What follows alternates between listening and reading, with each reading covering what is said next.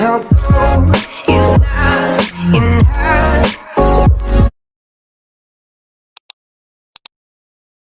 Solange. A Solange, ela foi, como eu coloquei no início, ex-diretora, né? Ela é ex-diretora de exploração e produção da Petrobras, onde ela trabalhou por mais de 33 anos, desempenhando diversas funções técnicas e executivas.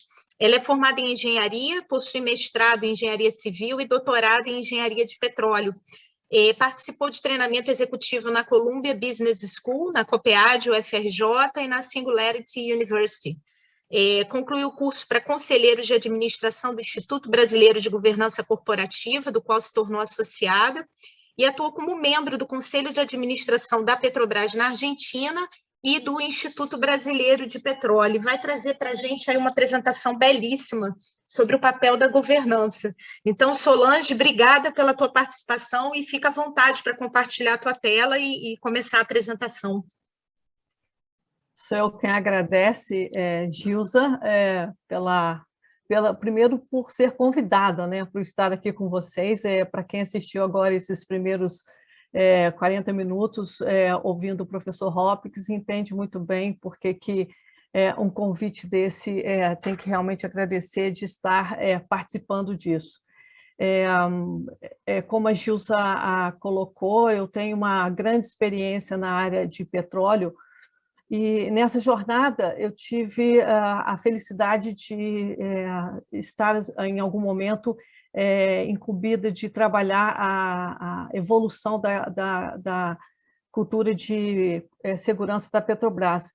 E foi nesse momento que eu passei a aprender muito, a conviver com pessoas como o professor Hopkins, como alguns dos que estão participando aqui, e também, e posteriormente, no momento em que fui designada como diretora executiva, naquele momento havia ali um desafio extraordinário da Petrobras no sentido de restaurar a sua governança. Então, o que me pediram aqui hoje, e acabou casando esses dois temas, foi falar um pouco sobre como a governança pode ajudar na prevenção de acidentes maiores. Eu preparei um material aqui apenas para ilustrar a nossa conversa nos próximos 40 minutos. Vou fazer aqui compartilhar a tela com vocês. Acho que está tudo ok aí, né, Gilza? Sim, Solange, chegou direitinho. Então, o tema, então, ele dá uma sequência bem natural ao que o professor Hopkins estava dizendo ali a respeito de, em determinado momento, em alguns eventos, alta administração, o conselho, ele reconhece que não sabia, que ele não tinha as informações de que determinado evento danoso poderia estar acontecendo ou estar em curso na companhia na qual eles eram os responsáveis. Obviamente, eu vou falar um pouco sobre essa questão da governança, que também é um tema muito importante e apaixonante, mas eu faço uma ressalva aqui de que 40 minutos decididamente não é um tempo suficiente para ser exaustivo em relação ao tema, e muito menos sobre a questão da governança.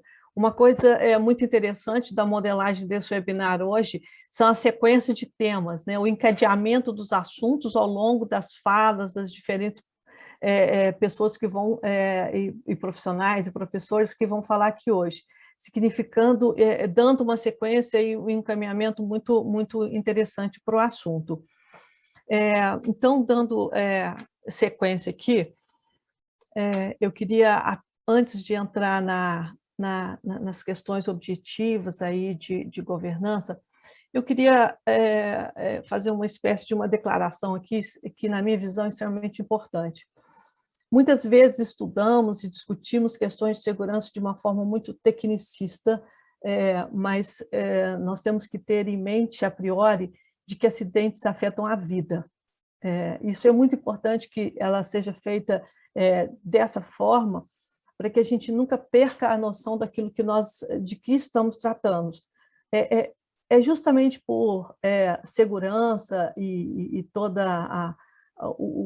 todos os estudos e todos os avanços do tema eles sejam, para mim, tão interessantes, é porque eles carregam de uma forma intrínseca essa questão do valor da vida em tudo que fazem. E, obviamente, que quando se refere aqui à vida, estamos nos referindo aqui não só à vida, mas a toda a envoltória que suportam a vida. Então, nós estamos nos referindo aqui ao meio ambiente, à saúde dos profissionais, a tudo. Então, é disso que estamos falando aqui hoje. E dentro das atividades industriais, que é o foco dessa discussão, você pode ter desde pequenos eventos que podem impactar o clima organizacional, mas pode também dar origem a eventos de grande magnitude. Alguns deles foram mencionados aqui pelo professor Hopkins, tanto da área de mineração quanto da área de petróleo. Temos também exemplo da área química, que são eventos de baixa frequência, mas de grande intensidade, que podem, de verdade, ter um impacto relevante nas empresas.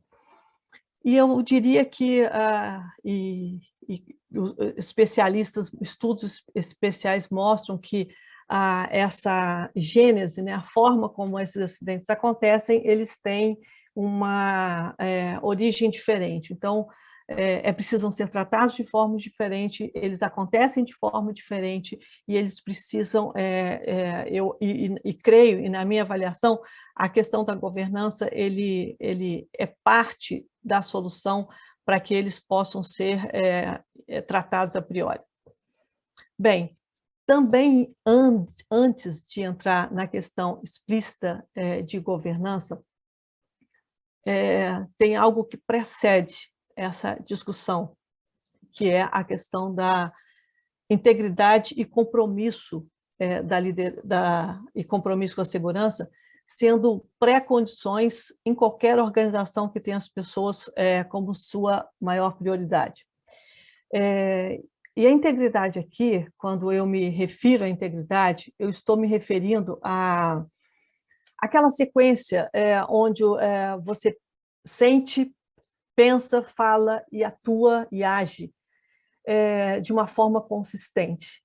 Então, quando você tem lideranças íntegras, elas têm essa forma de pensar, agir, falar e atuar de uma forma muito consistente, nós então estamos diante de alguém que consegue ter uma credibilidade de inspirar pelo exemplo.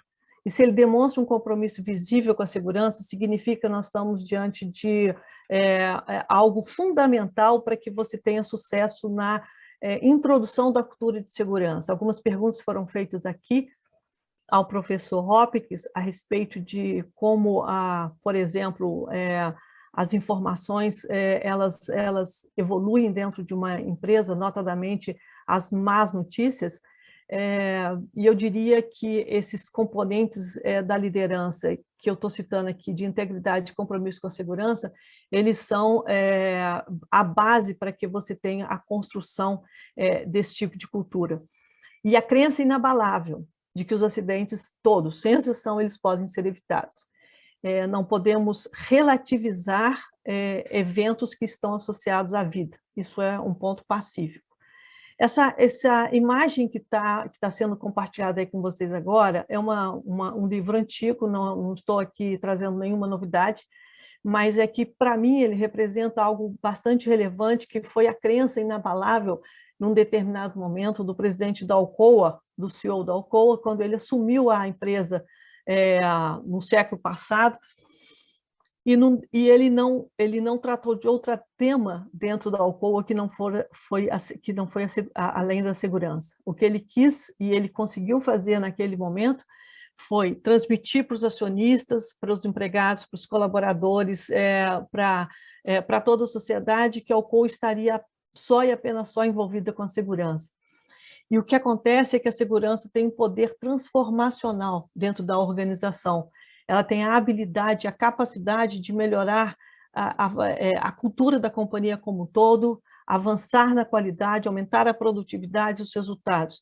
Ao final de mais de 10 anos, o Paul O'Neill ele conseguiu multiplicar por 3 o valor da empresa, apenas focando na segurança. Então, é um exemplo antigo, é um exemplo, mas é um exemplo, na minha opinião, forte, no sentido de demonstrar, e não apenas de citar, mas demonstrar que esse foco, quando a indústria foca em segurança, ela é capaz de mobilizar a organização e trazer com ela uma série de avanços importantes dentro da empresa.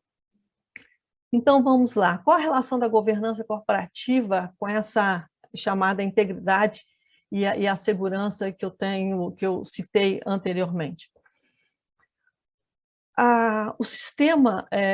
O processo de governança corporativa, e eu vou fazer eco às palavras da abertura aqui do evento hoje, ao falar da participação mais abrangente da governança, ela não envolve apenas a administração interna de uma empresa, longe disso. Ela parte dos sócios, conselho de administração, diretoria executiva, colaboradores, órgãos de fiscalização, órgãos de controle, e principalmente todas as partes interessadas, e não apenas os shareholders.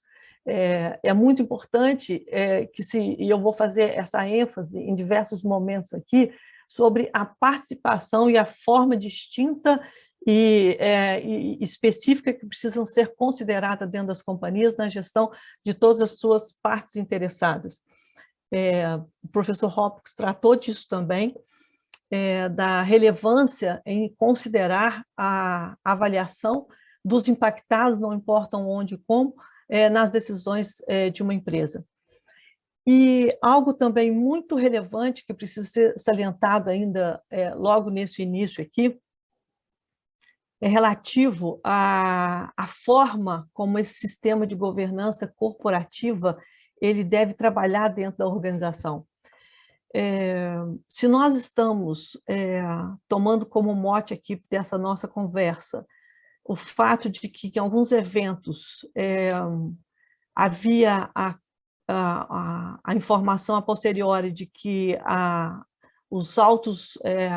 alta administração da companhia não sabia de determinada realidade, é muito importante que a gente comece essa discussão realçando que uma das principais atribuições desse sistema de governança é monitorar proativamente a organização, de tal forma que o topo da organização ele tenha o conhecimento de aspectos críticos ligados à sustentabilidade, de uma forma geral, e à segurança de uma forma particular.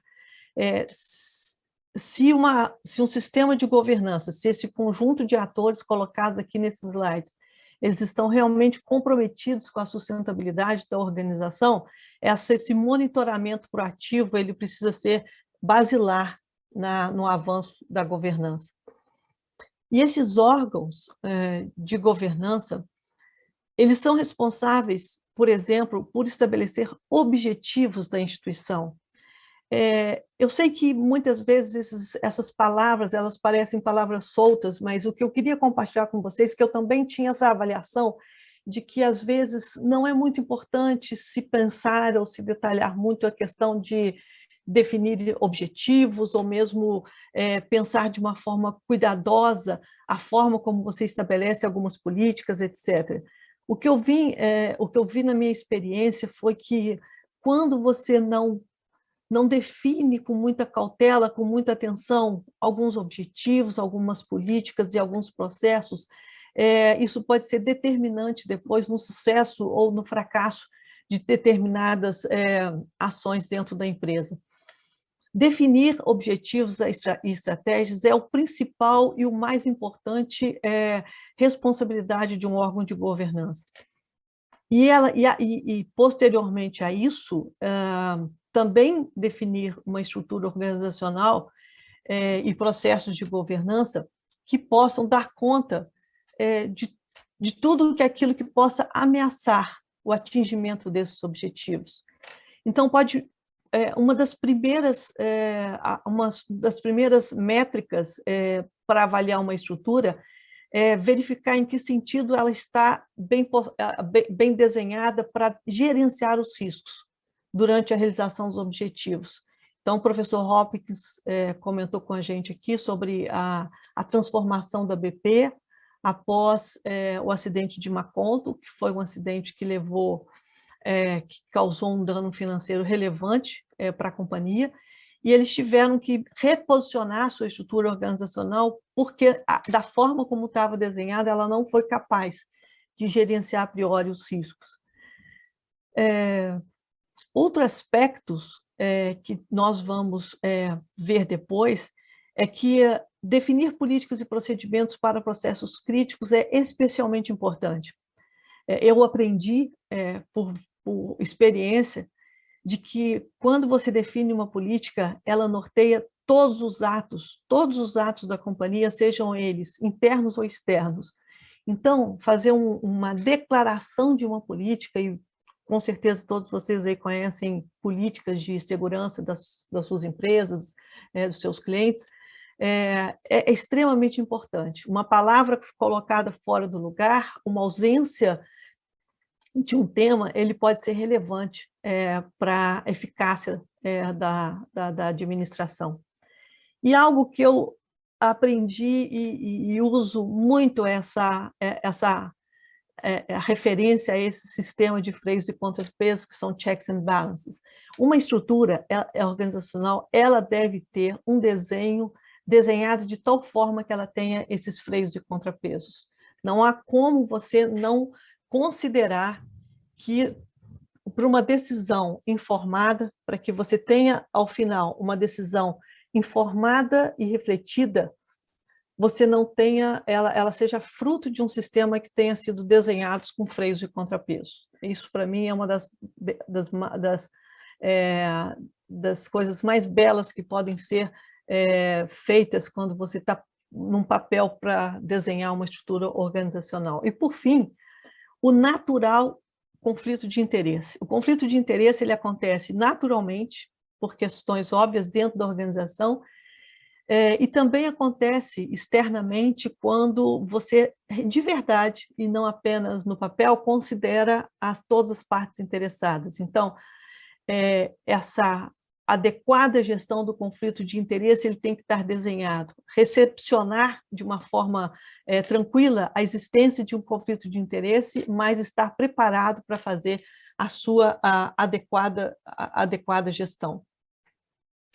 Então, a essência, né, do que a ênfase que eu vou dar aqui quando a gente estiver falando da questão da governança, é o fato de que, essencialmente, você precisa ter um mapa de riscos e fazer a gestão desse risco, porque isso é fundamental para a boa governança.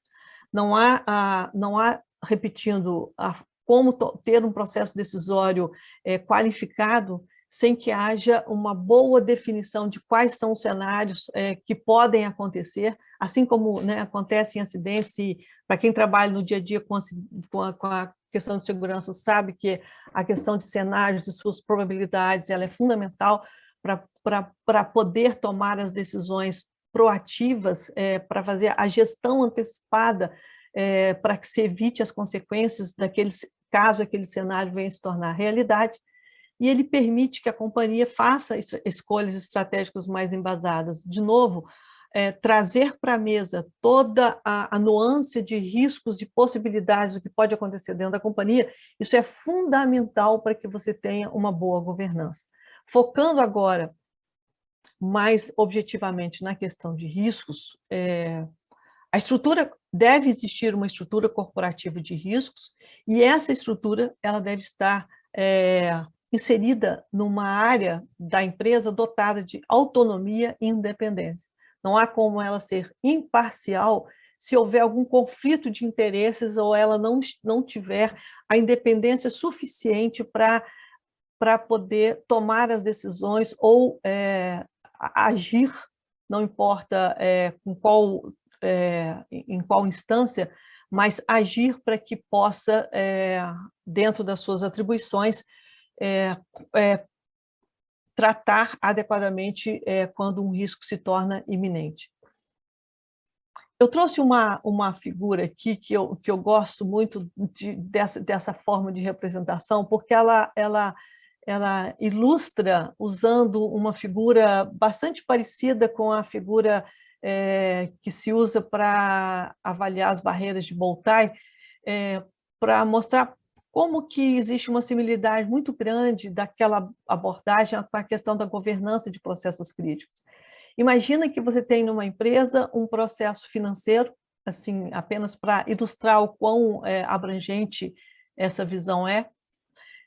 E nesse processo financeiro, você tem uma tesouraria, você tem uma controladoria e você tem uma auditoria. O que nós estamos dizendo aqui é que os processos financeiros, eles têm riscos, eles precisam ser controlados localmente, numa primeira linha de defesa, através de funções que gerenciam, que operacionam a atividade financeira, eles têm a propriedade sobre o risco e ali localmente se estabelecem os indicadores, as ações corretivas, naquela área onde a atividade acontece. No caso da segurança, essa primeira linha de defesa são as áreas operacionais. Então, são nas áreas operacionais, são elas que detêm o conhecimento, são elas que têm a propriedade sobre os riscos, são elas que conhecem o risco, então são elas que precisam se estruturar de acordo com a política de segurança da empresa para que ela possa manter sob controle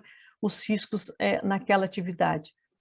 Mas a companhia não pode, ela não pode confiar apenas em uma barreira.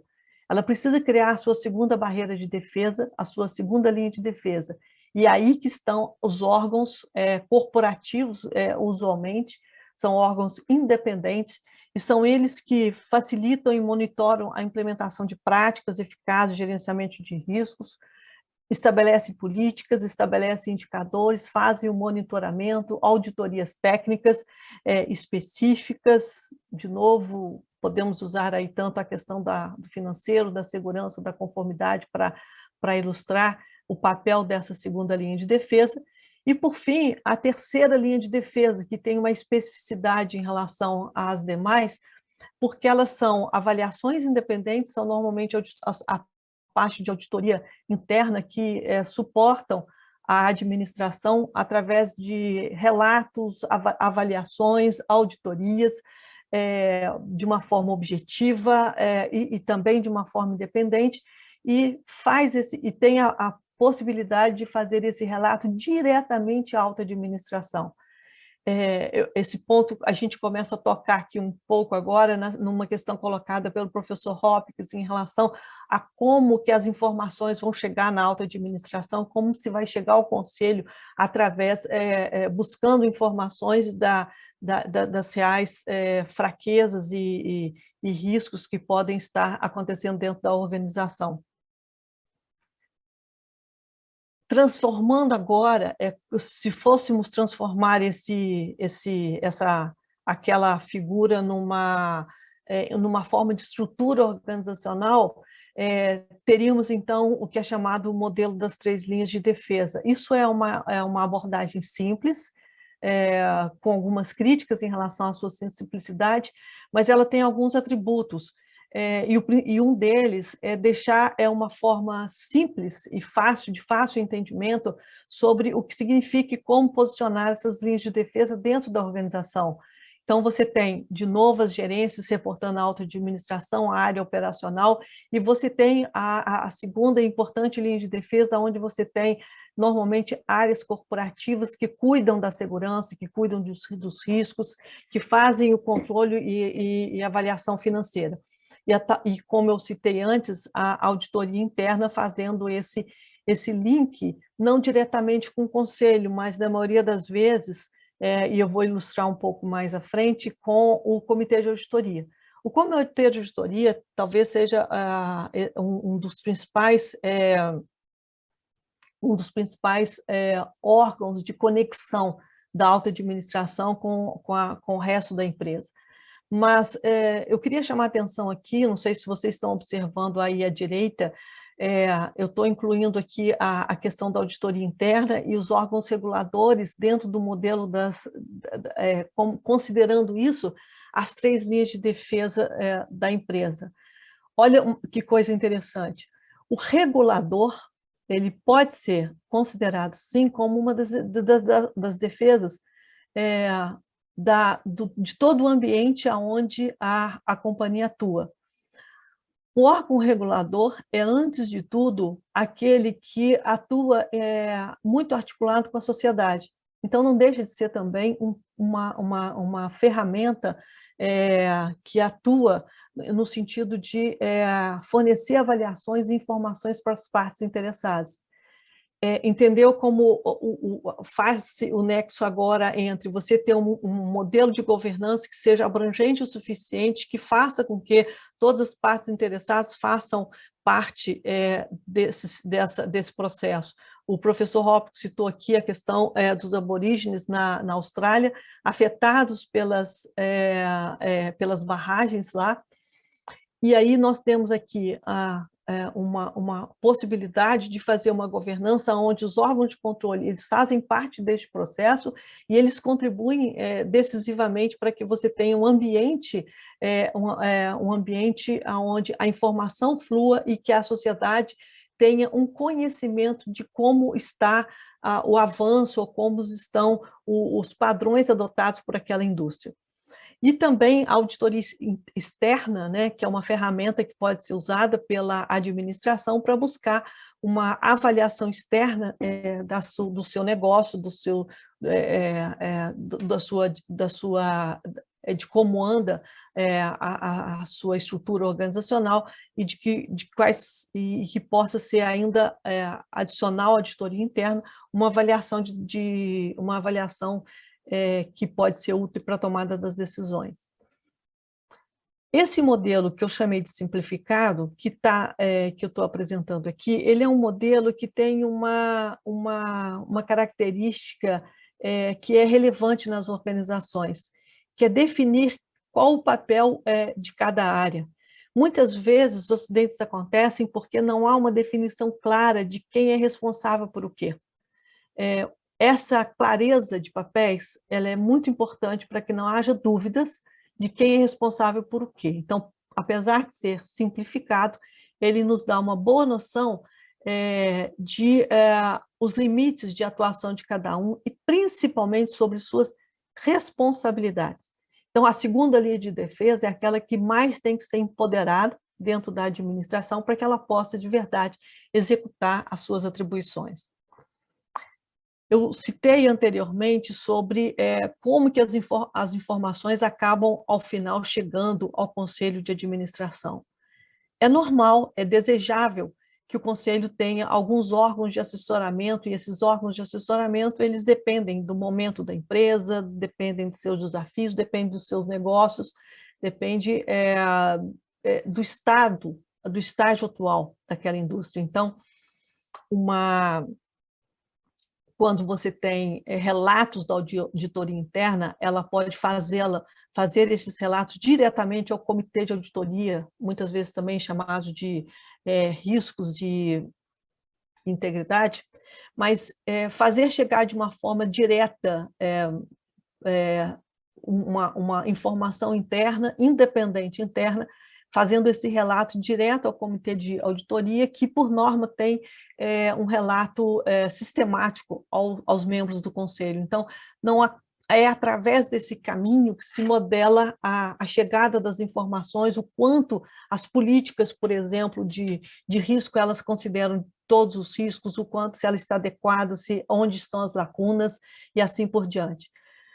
Não há impedimento que essas informações também, no caso particular da segurança, não cheguem pelo Comitê de Segurança, que normalmente é um comitê de assessoramento ao Conselho de Administração, muitas vezes chamado de Comitê de Segurança, Meio Ambiente e Saúde, que pode trazer uma visão mais técnica e também assessorar o Conselho de Administração, trazendo uma realidade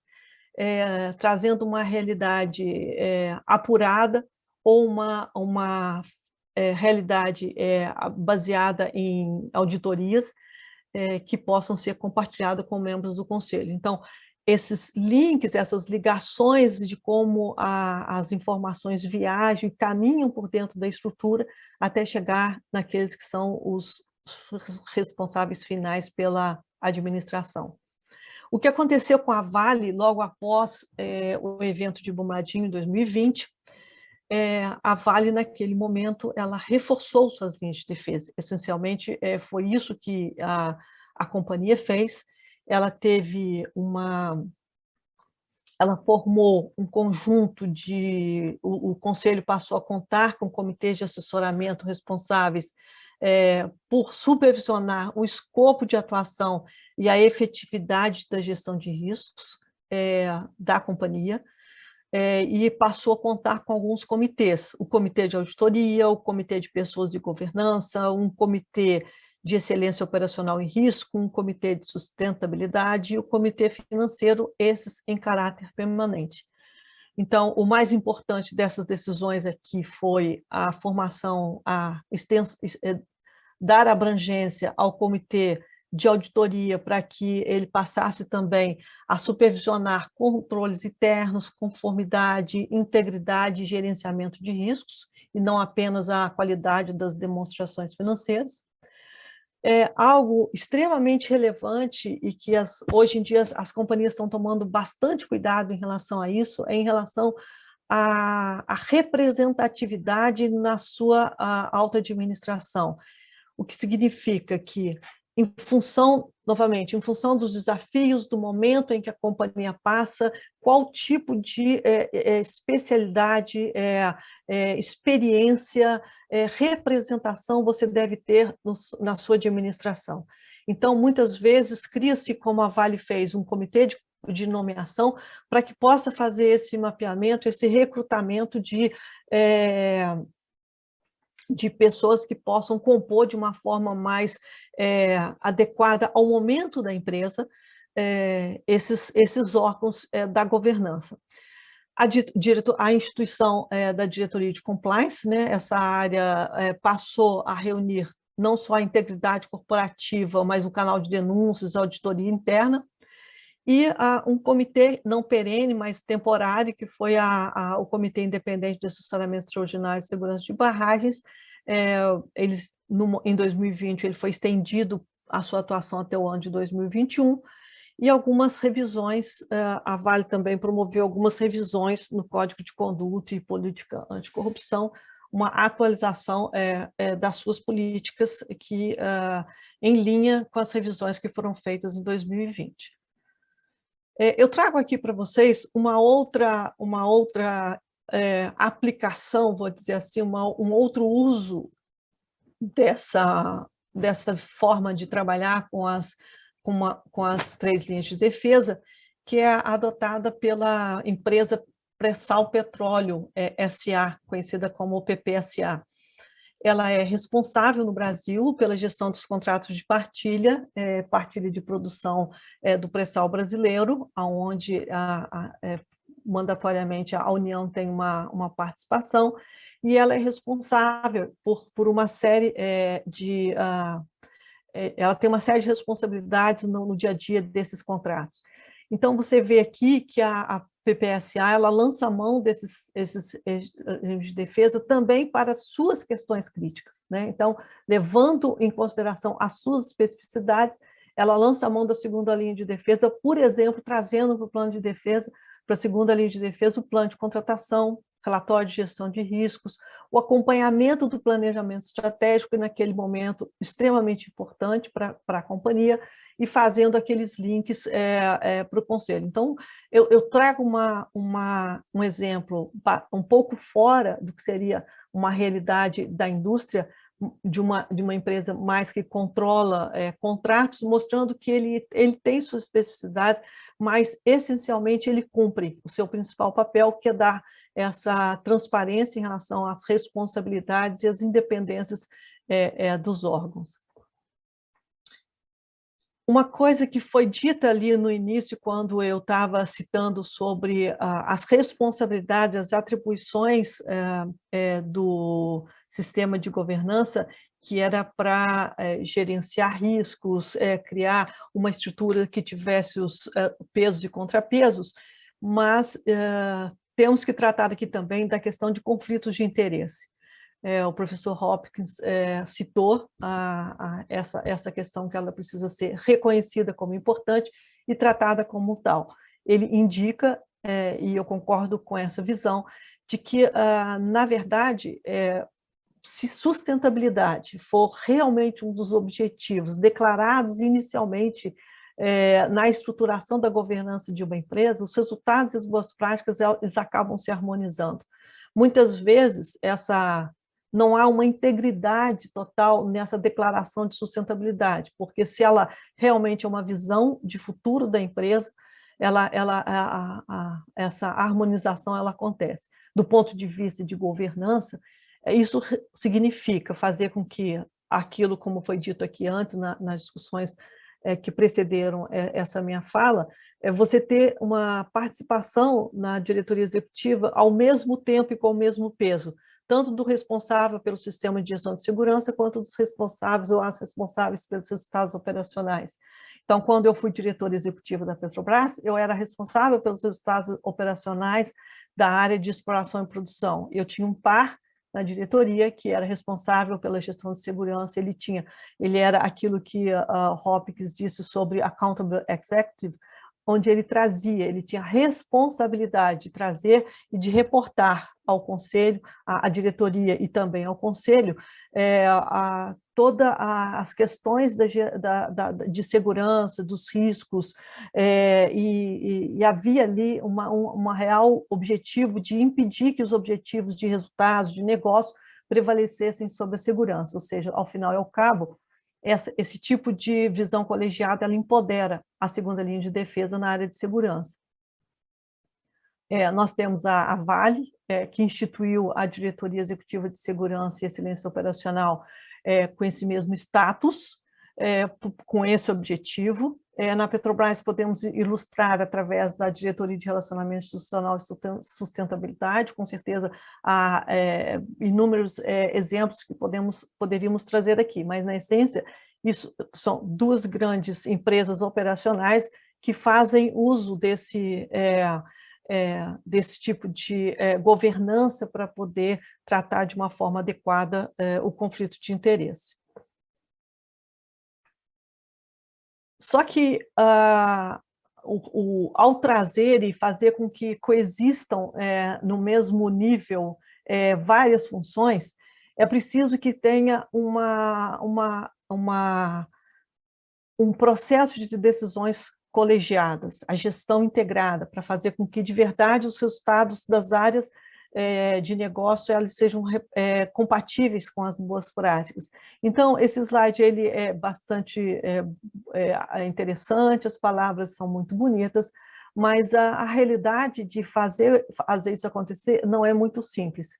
Ele requer uma consciência muito grande e um compromisso coletivo, compartilhando iguais valores, para que você possa, de verdade, ter responsabilidades compartilhadas e que o conflito de interesse ele não seja um problema, ele seja apenas um fato trazido à mesa, reconhecido como meritoso. Muitas vezes os conflitos de interesse eles não trazem à mesa interesses ilícitos ou escusos, eles só trazem realmente interesses lícitos e interesses razoáveis, porém conflitantes. E eles precisam ser tratados como são, reconhecidos como são, e ao final, essa governança tem que zelar pelos valores da companhia no momento da tomada da decisão. Então, não basta estar na mesa, é preciso compartilhar de uma forma íntegra os valores e os objetivos da organização. Tem uma frase que eu trouxe aqui para compartilhar com vocês hoje, de um artigo que eu li logo depois do acidente de Brumadinho, que nos impactou a todos, que se chama Responsabilidade a Posteriori. O Abel Reis escreveu esse artigo e eu trouxe um extrato de uma frase que eu particularmente gostei e eu não podia concordar mais. Assumir e lamentar e reparar erros é urgente, mas não suficiente. Precisamos ser responsáveis também a priori. Tratar vida humana como valor supremo não pode ser medida de crise dentro de uma atividade econômica, mas sim a rotina. Essa questão de que precisamos ser responsáveis também a priori, ela é a essência, na minha avaliação, do que a gente está falando aqui sobre a questão da governança. É claro que, após os eventos, nós temos que ajustar a governança. Mas ser responsáveis a priori é muito mais importante. E ser responsáveis a priori significa algo que eu aprendi na área de segurança, de não ignorar sinais, sejam quaisquer que sejam esses sinais. Se você percebe que os sinais estão te mostrando que você tem uma lacuna de gestão em algum lugar, não importa onde, você tem que imediatamente fazer os ajustes necessários para que aquilo seja reparado antes que você tenha um evento de grande magnitude de novo, seja na área de segurança, seja na área financeira, seja na área de conformidade, seja na área de atendimento ao cliente. Atuar a priori é um complemento a toda a estrutura organizacional, ela tem que ser dinâmica e ela precisa ser ajustada todo o tempo. Então, finalizando aqui a minha fala, o que de forma nenhuma, de novo, exaure toda a discussão sobre o assunto e nem de longe contempla aquilo que é mais relevante. Se eu tivesse que escolher alguns tópicos para justificar por que de verdade não houve uma gestão, não houve aquela proatividade no sistema de governança, aquela necessária proatividade em monitorar a companhia, aconteceu porque ou a governança não contemplou os processos realmente críticos, ele não enxergou que aquilo não havia uma gestão de risco abrangente o suficiente para trazer à tona e à mesa o que era crítico, o sistema de governança permitiu linhas de defesa frágeis, elas estavam lá, mas elas eram frágeis. Lembra que um acidente, assim que acontece um acidente, né? Um acidente acontece porque as barreiras elas são derrubadas na sequência, ou adotou sistemas de incentivos que não estimularam a adoção de melhores práticas, algo que vai ser aprofundado de uma forma muito mais adequada aqui na nossa conversa. E em todos os casos, de forma complementar, eu diria que a liderança não se mostrou comprometida, porque aquilo que eu coloquei, antecipando uma avaliação simplória aqui sobre a questão da governança, não há espaço para que você tenha sucesso e você tenha resultados positivos se não houver aquela visão obsessiva de que os acidentes podem ser evitados. Então, essa visão comprometida, essa liderança comprometida, ela faz todo o resultado. Era essa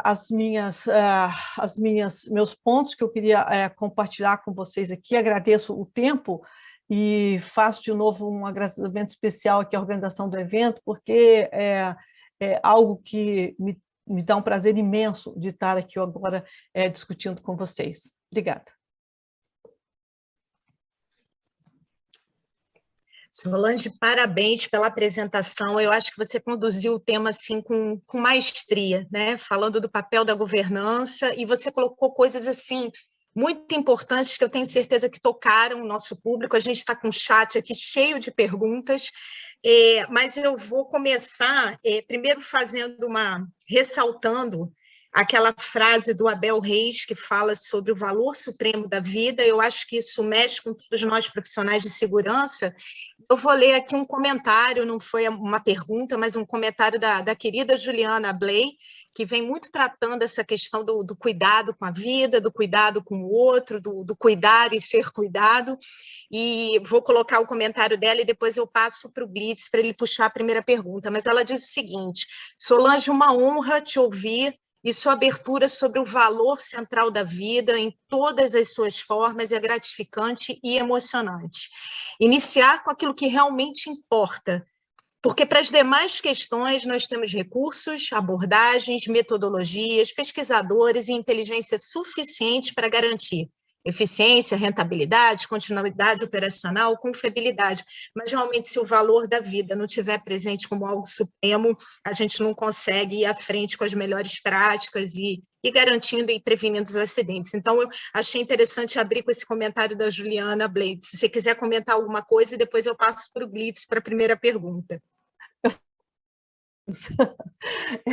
Mas assim, porque por essa questão que a questão da segurança sempre me atraiu tanto, Tá? Então, isso aí eu falo porque realmente quando você experimenta alguns eventos, você cria uma sensibilidade tão grande para o assunto, mas tão grande, e a consciência tão...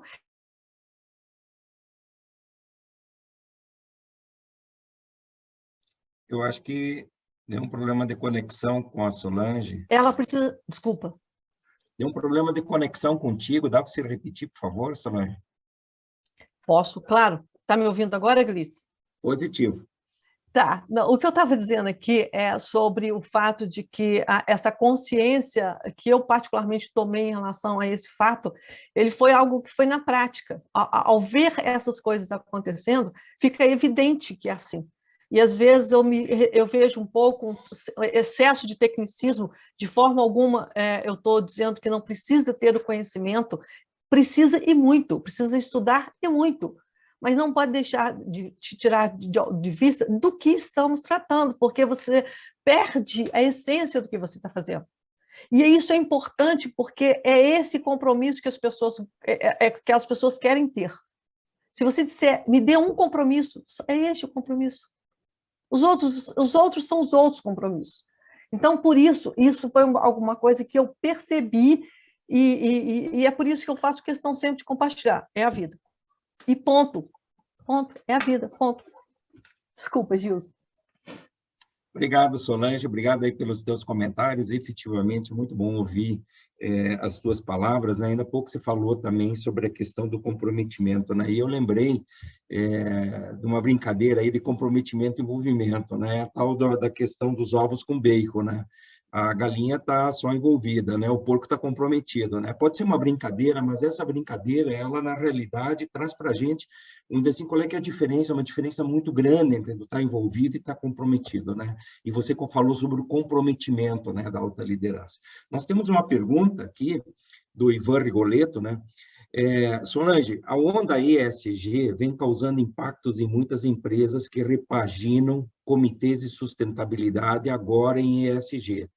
E, na minha opinião, equivocadamente incluem segurança nesse comitê. Você acredita que isso possa desfocar a temática segurança nos conselhos de administração? Eu sei, eu conheço essa avaliação e essa visão, e eu concordo em parte com essa, digamos assim, o que foi chamado de repaginação, né? É o greenwash, né? Que é você criar documentos, criar slides e criar figuras, e achando que isso efetivamente é a gestão de alguma coisa. O bom, voltando, é que eu não vou deixar de me referir à segurança aqui, me desculpe. O bom da segurança é que não dá para fazer gestão de segurança de faz de conta.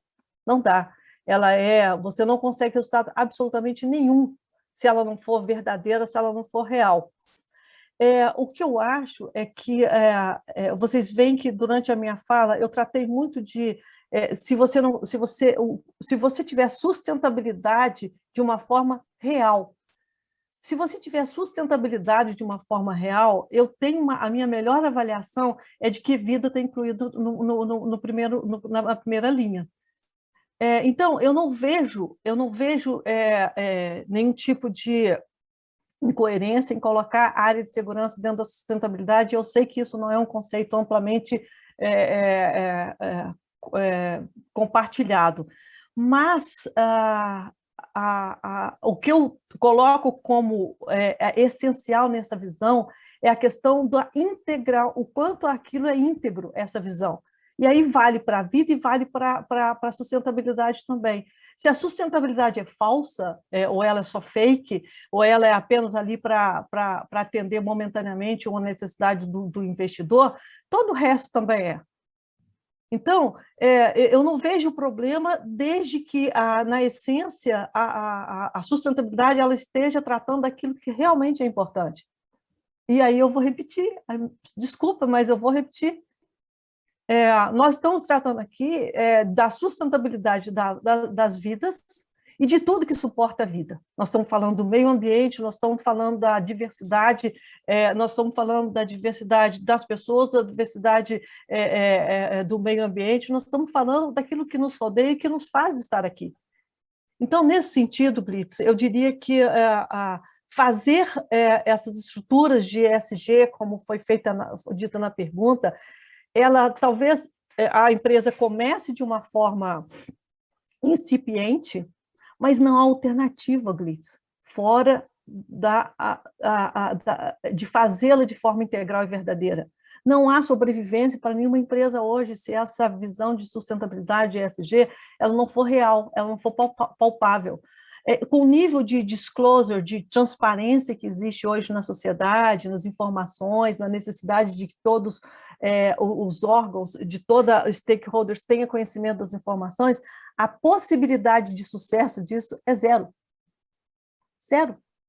Isso vai ser notado rapidamente. Então, desculpe se eu não convergi com a grande maioria que talvez concorde que não deva ser assim, mas o que eu advogo a priori é a forma de fazer. Obrigado pelo teu comentário, Solange, eu concordo contigo, né? Eu acho que não é uma questão só da gente ter a palavra segurança, mas sim efetivamente ter as ações, né? Gilza, está contigo agora. A joia, Glitz, eu acho até que, assim, até falando com o Eduardo e com a Thaís, eu acho que esse tema é um tema interessante para a gente também levar para a mesa redonda, tá? Então, só dando um spoiler aqui, essa questão da segurança dentro das diretorias de sustentabilidade, a facilidade de integração que isso gera, mas os cuidados que a gente também tem que ter, e eu fico sempre muito preocupada com a questão de indicadores, né? Mas a gente pode levar isso mais para frente na hora do debate, que eu acho que vai dar bastante pano para manga para a gente conversar. Eu vou pegar uma pergunta que eu acho que ela foi do Eduardo, é uma pergunta difícil, é uma pergunta de prova, né? E hoje em dia muito tem se falado sobre a questão das decisões baseadas em consequência em lugar de decisões baseadas em risco. O que eu quero dizer com isso, né? Cenários catastróficos. Muitas das vezes, se você trouxer o componente frequência ou chance de ocorrência, você dá uma reduzida no que seria o risco desses cenários, e isso pode acabar saindo do radar ou tirando a prioridade de ação que o gestor deveria ter em relação a esses cenários. Então, a pergunta do Eduardo ela vai um pouco nessa linha, né? Parabeniza pela apresentação e, na sequência, ele coloca o seguinte: o board deve focar nos riscos maiores ou nos cenários de maior severidade. Então, acho que ele mexe com essa dicotomia, né?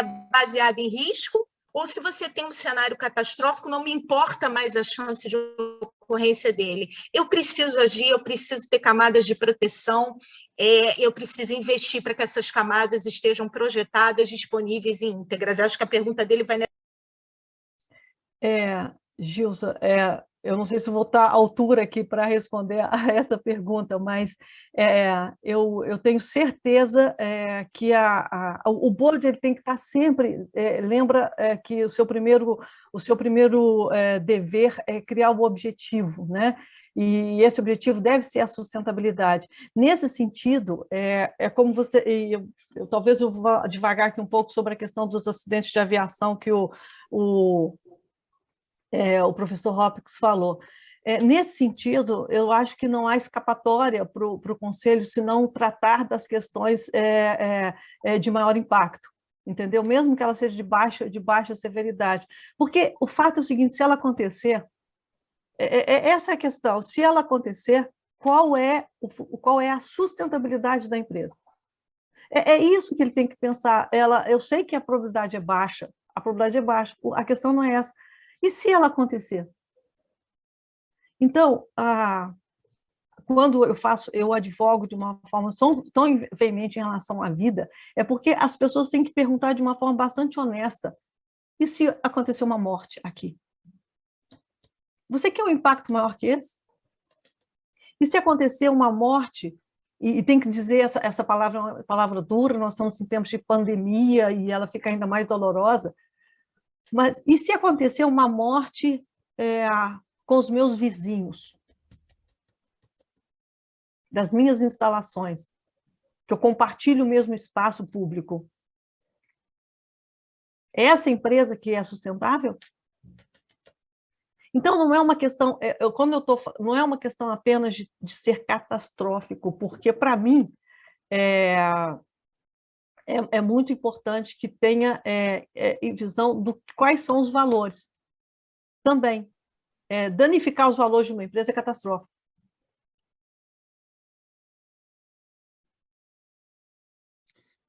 Ok, obrigado, Solange, aí pelo teu comentário, né? Efetivamente, a gente vê de que cada vez mais vamos dizer assim, a sociedade não aceita mais acidentes, né?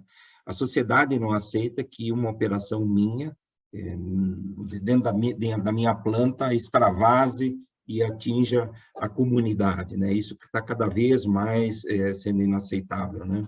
E a gente tem alguns comentários aqui. Comentário do Robson Dourado: Solange, parabéns pela apresentação, abordagem didática esclarecedora ajudou muito no melhor entendimento quanto à relevância da governança na condução empresarial efetivamente alinhada com a proteção da vida e do meio ambiente.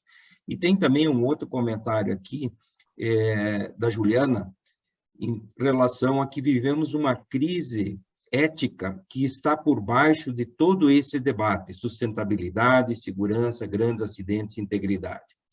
Você quer fazer algum comentário sobre isso? Na verdade, a Juliana está correta em colocar as coisas dessa forma, né? Eu não coloquei em nenhum momento na minha discussão aqui sobre governança a questão da ética, mas ela é transversal, né? Em tudo em que acontece e o que a empresa faz. Mas eu sou otimista em relação, principalmente, a esse empoderamento da sociedade civil, em relação a cobrar, né, essa postura ética e esses valores éticos das empresas, de novo, que permeia a forma como você faz o ESG. Eu acho que eu valorizo muito as empresas que vão por esse caminho, não é fácil, estar, de repente, aqui no webinar, dando opiniões, mas fazer isso é bastante difícil. Mover uma companhia, mover a cultura de uma empresa é algo extremamente hercúleo, e não é simples que você tenha, não é simples promover, às vezes, coisas que, como eu disse aqui, são 40 minutos de slides, falas bonitas, PowerPoints bem apresentados, mas o dia a dia é bem mais complexo, e as relações humanas são difíceis, as resistências e principalmente a cultura, né? A cultura, e aí tanto as culturas organizacionais quanto as culturas circundantes em relação às organizações, mas isso não pode ser impedimento de forma alguma para a evolução. E o que eu vejo, e fico positivo em relação a essa questão ética que foi colocada, é que eu vejo movimentos bastante significativos na sociedade, buscando, apesar dos pesares, evoluindo nesse sentido. Então, eu sou bastante positivo em relação a isso, e sim, ética é transversal, e é transversal a tudo. Obrigado, Solange. Você falou aqui de cultura, né? Efetivamente, cultura, eu lembrei de uma frase aí, que eu acho que é do Drucker, né? Que cultura come a estratégia no café da manhã, né? Sim, eu adoro essa questão da cultura, porque ela é muito poderosa, né? Ela é muito poderosa, e você não pode negligenciar o poder da cultura. E aí você precisa, de novo, que a questão de reconhecer por esses caminhos me traz essas opções. Sim, é verdade. Mas também é possível alterar essa cultura. O que a gente não pode ser um pouco, não ser pacífico em relação ao reconhecimento. A cultura é assim e ponto. Não, a cultura é assim, como se fosse um dado de entrada. Sim, nós temos uma cultura, ponto. Porém, há formas, e, de novo, o webinar é uma forma de agir em relação à cultura. O que nós estamos fazendo aqui hoje, se não atuar em cima da promoção de uma cultura melhor de segurança? Então, há ações, há atividade acontecendo nessa melhoria. Vocês que são os organizadores do evento, vocês estão promovendo a mudança. Então, não estão passivos em relação ao fato da constatação que precisamos mudar. Estão fazendo a sua parte. Isso é muito bem-vindo. É muito bacana você ter falado isso, Solange, porque é isso que nos enche de propósito, né? Eu espero, sinceramente, que a gente consiga sair da manhã de hoje, assim, um pouquinho diferente do momento como a gente chegou aqui, né? Quais as reflexões que a gente tem que trazer para as nossas organizações para que sejamos agentes de mudança efetivos. Olha, eu acho que eu ficaria aqui a manhã inteira com você, tá bombando aqui o chat. tem várias questões, o Ivan e o Adilson estão colocando questões super importantes que eu acho que a gente pode levar para a mesa redonda, né? E aí colocando aí uma pimentinha aí para o Eduardo e para a Thaís, que vão ser os moderadores da mesa redonda, para capturar essa preocupação que eles estão levantando aí no chat, a gente poder levar para a mesa redonda. E aí, agora, Solange, não sei se você quer colocar algumas palavras finais, porque eu vou passar para a Magda, para a gente já engatar com a Magda e fazer um intervalo só depois, porque eu acho que está todo mundo com o motor aquecido aqui para continuar.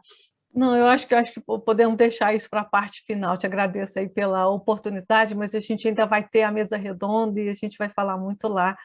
Vamos ouvir a Magda, porque essa questão do órgão, eu só vou fazer uma declaração que para mim também é bastante importante, como regulada que sempre fui da Agência Nacional do Petróleo, eu queria aqui compartilhar minha profunda admiração pela Agência Nacional do Petróleo, por conhecer as suas competências, seus técnicos, as suas intenções e as suas ações. Então, a atuação, né, como membro da sociedade civil, quando você vê uma Agência Nacional do Petróleo atuando como eu a conheço, você tem que ficar otimista, não há alternativa. Obrigada, Gilson.